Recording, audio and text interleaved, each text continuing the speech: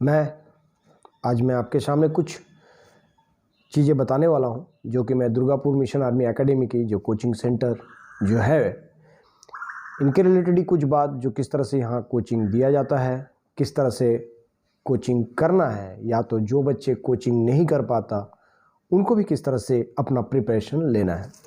सबसे पहला तो आप लोगों को पता ही है, जो आज हमारी देश बहुत बड़ा एक एपिडेमिक से गुजर रहा है, एक महामारी के रूप में कोविड-19। आप लोगों को सभी को पता है। इसके चलते हम लोग कुछ नुकसान, चलो नुकसान तो है ही है, साथ ही साथ कुछ यंग जनरेशन की जो फोकस, जैसे कि आर्मी, एयरफोर्स, नेवी रिलेटेड की जो भी, और मेरे दुर्गापुर मिशन आर्मी एकेडमी में नौजवानों को देश की प्रहरी के लिए ट्रेंड किया जाता है। तो आपको पता ही है, जो कई सारे नोटिफिकेशन जारी किया हुआ था, जैसे कि SSCGD रिलेटेड, और इसके SSCGD अचानक से, जो कि अपने टेंटेटिव डेट में जो एग्ज़ाम होने वाला था, मुझे नहीं पता जो वो एग्ज़ाम उसी डेट में होगा ना नहीं होगा, नहीं पता, मगर हाँ, जो नोटिफिकेशन का डेट उसको पोस्टपोन कर दिया गया। तो उस पोस्टपोन के चलते कुछ स्टूडेंट मेरे पास फ़ोन करके बता रहे हैं, सर क्या करें। मैं आपको इतना बता रहा हूँ, जो आप अपने लक्ष्य में डटे रहिए। आपदा ये तो आता ही रहता है, मगर आप अपने लड़ाई को जारी रखना है। इसका मीनिंग ये है, आप सबसे पहले तो आप कोविड-19 से अपने आप को बचा के रखिए। साथ ही साथ जितनी भी गवर्नमेंट की हिदायतें हैं, उस हिदायत को भी आप अमल कीजिए। अमल के साथ आपको जो चीज़ करना बहुत ज़रूरी है, जैसे कि कोई मायूसी हो जाता है, अरे भाई अभी तो एग्ज़ाम नहीं है, मुझे आगे क्या करना है। देखिए, आपको जिस शेड्यूल, मतलब आपको सुबह उठ के दौड़ लगाना है, आप अपने एक्सरसाइज को जारी रखिए, भीड़ भड़ाका में मत जाइए, अपने आप को प्रिपेयर कीजिए। जैसे कि आपको पता ही है, इंडियन आर्मी की, सबसे पहले मैं यदि इंडियन आर्मी की बात करता हूं, तो इस इंडियन आर्मी के रिलेटेड आपको प्रिपरेशन कैसे करना है और क्या करना है। देखिए, आर्मी की बहाली होगा, क्योंकि आज नहीं तो कल, कल नहीं तो परसों, क्योंकि उनको इंडियन आर्मी का बहाली होना ही है। हर एक एग्जाम होना है आपके सामने। धैर्य धरिए, एक दूसरे को कोचिए मत, एक दूसरे को ब्लेम मत कीजिए, सर अभी तो ये नहीं हुआ, ये इनके चलते वैकेंसी नहीं खुल रहा। कोई किसी के चलते वैकेंसी नहीं, वैकेंसी लिया जाएगा।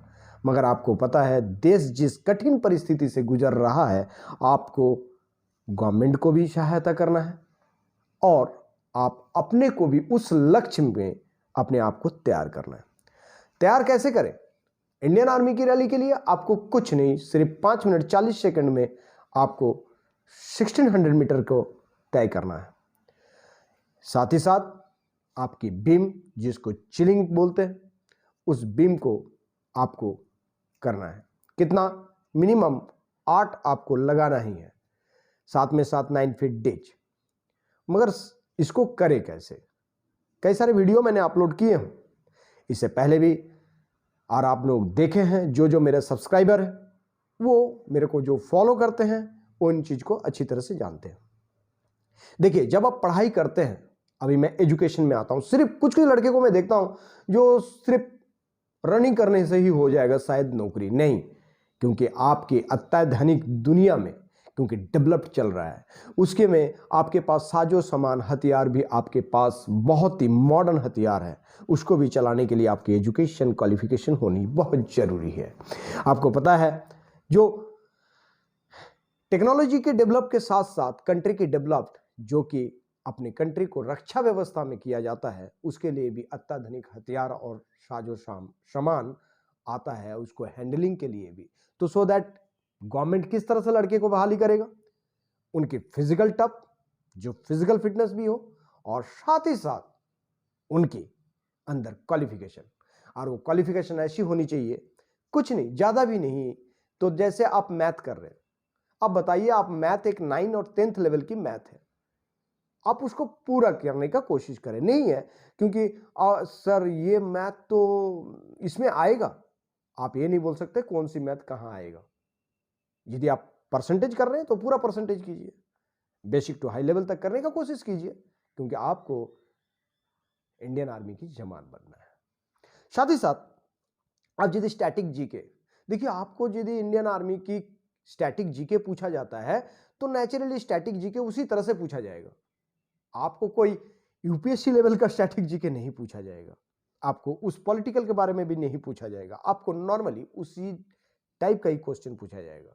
हाँ, क्वेश्चन की थोड़ा सा बदलाव हो सकता है, और उस क्वेश्चन की बदलाव ऐसे होगा जैसे कि नॉर्मली क्वेश्चन की बदलाव, जैसे आपको वो पूछ लिया गया जो कोणार्क का मंदिर कहां है, आपको देश के बारे में ही पढ़ना है, आपको देश मतलब आपकी कंट्री के बारे में ही, कोणार्क मंदिर कहां है, चलो भाई कोणार्क मंदिर नहीं, मगर आपको एग्जामिनर हो सके कोणार्क मंदिर की जगह पे ब्लैक पगोड़ा कहां है, आप वहीं पर ही कंफ्यूज हो गए। तो सो दैट डिटेल स्टडी कीजिए, और डिटेल स्टडी करने से आपका फायदा है, एक क्वेश्चन की जगह पे आप 10 क्वेश्चन को क्लियर कर लेंगे। और इसी तरह से, क्योंकि मेरे इंस्टीट्यूट में हम बच्चे को, कोई आता है बच्चे सर कॉमन आएगा ना क्वेश्चन, सॉरी कॉमन की बात नहीं कराता हूं, क्योंकि यहां आपको डिटेल स्टडी कराता हूं, और डिटेल स्टडी के लिए समय लगता है, और उसके लिए आपको ये नहीं जो 28 दिन में, मैं सुनता हूं कहीं कि सर 28 दिन का कोर्स है, सर 28 दिन में कोर्स में कंप्लीट हो जाता है। अरे 28 दिन में तो आप 28 पन्ने नहीं पढ़ पाओगे, तो कहां से कोर्स आपका कंप्लीट होगा। आपको सोच लीजिए, मैं स्टैटिक जीके की बात कर रहा हूं, या तो एक मैथ की चैप्टर की बात करूं। मैथ में आपका पहले यदि आप नंबर सिस्टम करेंगे, एलसीएफ एचसीएफ है, साथ ही साथ आपका परसेंटेज है, परसेंटेज के बाद फिर रेशियो है, टाइम एंड वर्क है, टाइम एंड डिस्टेंस है, पाइप एंड सिस्टम है। तो इस मैथ तो एक दिन में नहीं होता है, क्योंकि एक चैप्टर को आपको क्लैरिफाई करने के लिए आप सोचिए 1 हफ्ता तो समय चाहिए। अब 1 हफ्ते जब आप समय के साथ आप उस चैप्टर को क्लियर करेंगे, तो आगे जाके आपको क्या करना पड़ेगा, उसके बाद प्रैक्टिस करना पड़ेगा, और साथ ही साथ समय के साथ करना पड़ेगा। रहा स्टैटिक जीके की बात, आप यदि नेशनल पार्क कर रहे हैं तो हर एक स्टेट की नेशनल पार्क आपको करना पड़ेगा, साथ ही साथ कुछ हायर लेवल के क्वेश्चंस को भी स्टडी करना जरूरी है। जो बच्चे बैठे हैं, जो अभी देखिए, चलिए स्टैटिक जीके के साथ साथ और कुछ जी है जो आज जो करंट अफेयर्स है, और बीती हुई कल के समय में वही स्टैटिक जीके हो जाता है, मगर बच्चे लोगों को पता नहीं होता। अब करंट अफेयर्स के साथ कुछ नहीं करना, कुछ भी ना हो तो 1 घंटा या तो आधा घंटा आप हर दिन की, आप हो सके 100 न्यूज सुन लीजिए, पेपर पढ़ने की आदत डालिए, पेपर को थोड़ा सा सिर्फ हेडलाइन को पढ़ने का कोशिश कीजिए। वो भी नहीं होता है, आज की डेट में आपके मोबाइल में ऐप्स है, डेली न्यूज हंट, नोटिफिकेशन आता रहता, देख लीजिए, सिर्फ देखने में क्या प्रॉब्लम है। मगर आप लोग यदि सोना बाबू के चक्कर में रहेंगे, जो नहीं भाई मुझे तो उसको तो आप समझ ही रहे हैं, उस तरह से आप नहीं, क्योंकि आपको फोकस, आपकी टारगेट सही होनी चाहिए, तभी जाके आप उस मंजिल तक पहुंच पाएंगे। स्टैटिक जीके जब आप पकड़ रहे हैं तो आप सोच के रखिएगा मुझे A to Z ही पढ़ना है। मैं यदि आज नंबर कर, आज यदि मेरे को टेंपल पढ़ रहा हूं तो पूरा टेंपल पढ़िए, फिर उसको आप छोटे छोटे एमसीक्यू के माध्यम में उसको सॉल्व करने का कोशिश कीजिए। आज की डेट में यूट्यूब का कोई भरपूर है, आप जिस चीज को टाइप करेंगे वो आपके सामने आ जाएगा, और आप उसको दिल लगा के कीजिए, क्योंकि दिल और दिमाग यदि लगाते हैं तो मैं बता रहा हूं आपको इंडियन आर्मी की जवान बनाने से कोई नहीं रोक सकता, क्योंकि आपकी मेरिट लिस्ट सबसे पहले होगा। दुख की विषय है, मुझे बोलना बहुत खराब लगता है, कुछ स्टूडेंट मेरे पास फोन करता है, सर आप ये बताइए जो आप कितना फीस लेते हैं। अरे फीस की बात बता रहा हूं, आप कितना काबिलियत है सर, उस इंस्टीट्यूट में तो सर इतना पैसा लेता है, और सर ये जॉब होने के बाद इतना रुपया लेता है। मेरे इंस्टीट्यूट में जॉब हो चाहे नहीं हो, मैं आपका ये नहीं बोलूंगा जो मुझे ये करा दूंगा और कंफर्म ये क्वेश्चन आएगा, नहीं। हाँ, प्रीवियस ईयर्स एआरओ का क्वेश्चंस जो भी है, जो भी उसको हम कराने का कोशिश करते हैं। साथ ही साथ कराना क्या है, सिर्फ एआरओ का ही क्वेश्चंस नहीं, जेडआरओ का क्वेश्चंस नहीं, आपको करना है बेसिक। आप लूसेंट यूज कीजिए, लूसेंट को फॉलो कीजिए। जो बच्चे घर में हैं, आप लूसेंट के एकदम, यदि प्राचीन इतिहास पढ़ रहे हैं तो प्राचीन एंशिएंट एज से लेके मॉडर्न चैप्टर वाइज पढ़ते रहिए। देखिए एक दिन आपके सामने मतलब नौकरी आके खुद में अपने कदमों से आके आपके पास आके हाजिर होगा। मगर यदि आप फोन करके सिर्फ आप बोलते हैं सर फीस कितना है, तो फिर बैठा रहिए, घर में ही बैठा रहिए। जरूरी नहीं है जो इंस्टीट्यूट में ही आप जाने से आपको नौकरी मिल जाएगा। जिस बच्चों को लगन है वो कहीं भी रह के अपनी जॉब को ले सकता है। देखिए आर्मी लवर मतलब सबसे बड़ी चीज है, जब मूंछ और दाढ़ी नहीं निकलता ना और अचानक उसको सपना होता है जो मुझे देश की प्रहरी बनना है। ये नशा बहुत बड़ी नशा है। इस नशा को अमल करने के लिए बहुत सारे बच्चे हैं, सर मेरा तो हाइट कद कम है मगर मुझे तो जॉब करना है आर्मी का ही, इसके अलावा कोई नहीं। मैं मानता हूं आप जॉब के लिए तैयार कर रहे हैं, मगर ये नहीं है जो तो मेरे को आर्मी के नहीं मिल रहा है तो आगे के लिए देखिए, कोई बात नहीं। टीए है, शॉर्ट हाइट वाले के लिए टीए है, ठीक है, कोई बात नहीं। आप आर्मी के लिए 170 सेंटीमीटर आपकी हाइट जो क्यूअर है वो आपको मिट नहीं करता है, मगर आप उस हाइट को छोड़ के यदि शॉर्ट हाइट है तो आपकी क्वालिफिकेशन को पूरा कीजिए और आपका दिया हुआ क्यूआर के मुताबिक आप क्लर्क में जाइए। क्या क्लर्क वाले क्या इंडियन आर्मी में क्लर्क क्या वर्दी नहीं पहनते? ना वो गोली नहीं चलाता, ना वो लड़ाई नहीं लड़ता है। लड़ाई सभी कोई लड़ते हैं। लड़ाई तो दूर की बात है, एक सच्चा देश प्रेमी बनिए। आर्मी, एयरफोर्स, नेवी अच्छे स्टूडेंट लोगों के लिए, अच्छे स्टूडेंट मतलब थोड़े से अच्छे आईसीएसई बोर्ड में जो या तो केंद्रीय विद्यालय एनसीईआरटी बुक को फॉलो करते हैं, स्टेट बोर्ड के अलावा स्टेट बोर्ड वाले भी एग्जाम और एजुकेशन सेम है। आप किसी भी जगह देखिए, आयरन को यदि मैं आयरन बोलता हूं तो सो दैट उसको हिंदी में मैं उसको लोहा ही बोलूंगा, तो क्या उसका मूलभूत के कोई परिवर्तन होता है? ना उसकी बेसिक कैरेक्टरिस्टिक चेंज हो जाता है, नहीं होता है। सिर्फ language is the different, language different है और उसी लैंग्वेज को डिफरेंट होने के बाद सिर्फ आपका सिर्फ ये है जैसे वो लोहा है ये, मगर बेसिक चीज सेम है, वो लोहा लोहा ही रहता है। आप पढ़िए, आपको पढ़ने का कोशिश कीजिए, तभी जाके आप ऊंची छलांग लगाएंगे। बहुत बच्चे बोलते हैं सर रनिंग ही कर लूं, नहीं होगा, आपको पढ़ना पड़ेगा। पढ़ने का कैपेबिलिटी तैयार कीजिए। अभी सर पढ़े का बच्चे लोगों के लिए मैं कुछ बता रहा हूं। आप लूसेंट की किताब खरीदिए मार्केट से और जीके जीके का किताब, स्टैटिक का किताब आप लेके सिर्फ उसको पढ़ते रहिए। परमाणु षड्यंत्र कहां है? अरे भाई काइगा का परमाणु षड्यंत्र कहां है? नहीं बता पाओगे, नहीं बता पाते। इसके रीजन आप सोचते नहीं है, आपका जो दिमाग है ना उस कैपेबिलिटी में नहीं जाता है। आप डेली न्यूज सुनते हैं मगर आपका स्टेट, आधे बच्चों को मैं आता हूं, मैं एक बेसिक इंटरव्यू लेता हूं भर्ती से पहले, तो मैं डायरेक्टली पूछता हूं भाई तुम्हारा देश का प्रधानमंत्री कौन है? चलो प्रधानमंत्री तो आजकल मुंह वाला बच्चे भी मतलब छोटे बच्चे भी बता देंगे, मगर उसी टाइम मैं यदि क्वेश्चन करता हूं आप बताइए जो देश की राष्ट्रपति कौन है, नहीं बता पाते हैं, शर्म की बात है। तो बताओ वो बच्चे आर्मी की तैयारी कैसे करेगा? क्योंकि आज की डेट में सबसे बड़ी चीज है क्षेत्रवाद, भाषावाद। अब भाषा की परिवर्तन, कोई बच्चे आते हैं बंगाल के, सर सेंट्रल गवर्नमेंट की नौकरी करना हिंदी जानना जरूरी है, और आपका तो इंग्लिश बहुत अच्छी ही है। अब क्या बताऊं, क्योंकि आपको हिंदी भी जानना जरूरी है। ठीक है आप बंगाली मीडियम से पढ़े तो आपको हिंदी भी जानना जरूरी है, तो हिंदी को कैसे जाने? आपको वहां सेंट्रल गवर्नमेंट की नौकरी के लिए जब आपका क्वेश्चन दिया जाता है तो नो डाउट हिंदी और इंग्लिश में ही दिया जाता है, क्योंकि राष्ट्रीय भाषा है, उसको प्राधान्यता दिया गया। मगर आज भी हम लोग क्षेत्रवाद की नीति या तो भाषावाद की नीति में हम अपने आप में गुलट कर रह जाते हैं। आप उस कंपोजिशन में जाइए, आज भी मुझे पता है और आज भी मैं आपको बताना चाह रहा हूं, जो आज उस कंपोजिशन की बात जो बता रहा हूं, जो इंडियन आर्मी की कंपोजिशन, आप बोल नहीं सकते, आप सोच नहीं सकते जो क्या चीज सिखाता है। सिर्फ डिसिप्लिन ही नहीं सिखाता आपको, ना तो आप डिसिप्लिन और पंक्चुअलिटी सिखाता है आपकी मोरल एजुकेशन, सो दैट मैं भी उसी चीज को इंप्लीमेंट करता हूं। मैं दुर्गापुर मिशन आर्मी एकेडमी में सेम चीज, क्योंकि बच्चे जब आता है मैं एकदम फौजी तौर तरीके का इस्तेमाल करता हूं, क्योंकि आपका जगह आप खुद साफ करेंगे, साफ सफाई हाइजीनिक आपके लिए, गुड हेल्थ रहने के लिए खुद को साफ सफाई और आपका एरिया भी साफ सफाई होनी जरूरी है।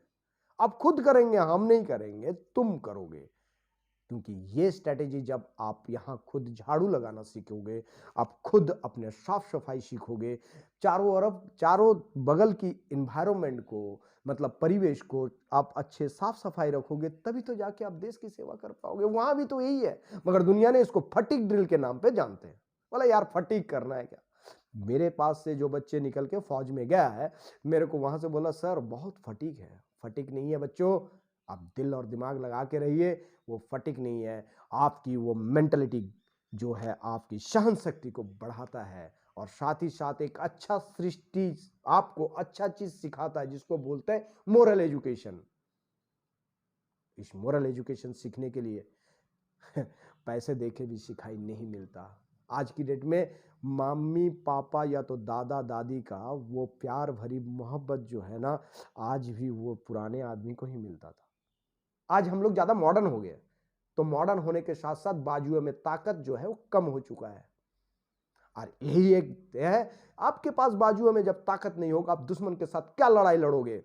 दुश्मन के साथ लड़ाई लड़ने के लिए आपकी 56 इंच की छाती होनी चाहिए, बाजुओं में ताकत होनी चाहिए, तब जाके आप लड़ाई लड़ सकते हो।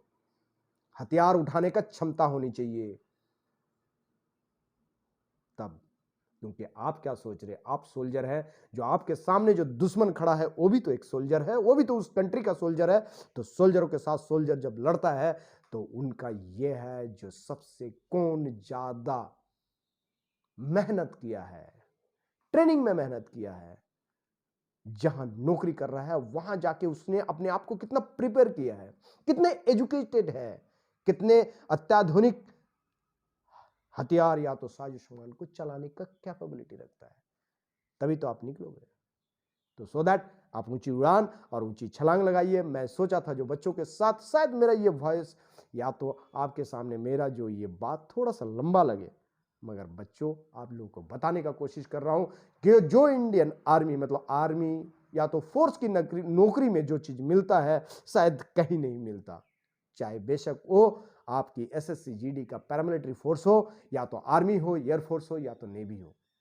क्योंकि सबसे बड़ी चीज याद रखिएगा, discipline and punctuality and moral education. और जो सोल्जरों को लेके जो बात करता है, जो ऐसा है वैसा है, कृपया आप मत बोलिए, क्योंकि सोल्जर का लाइफ बहुत ही स्ट्रांग होती है। क्योंकि उसकी जब अच्छी तरह से मूछ नहीं उठती है ना, तब वो घर छोड़ता है और पूरे जवानी अपने सरहद में ड्यूटी करके निभाता है। और जब वो वापस अपनी जवानी खो के जब घर आता है ना, तब सिविलियन उसको पागल बोलता है, मगर वो पागल नहीं है, वो देश की सबसे बड़ा नेता भी नहीं है, मगर सबसे बड़ा देश प्रेमी है। कभी भी देश प्रेमी बन के देखिए, तब जाके आपको पता चलेगा जो देश की प्रेम और नशा क्या होता है। कुछ आदमी तिरंगों को मत बांटिए, केसरी सफेद और हरा कलर को मत बांटिए, इस केसरी और हरा कलर को एक रंग में रहने दीजिए।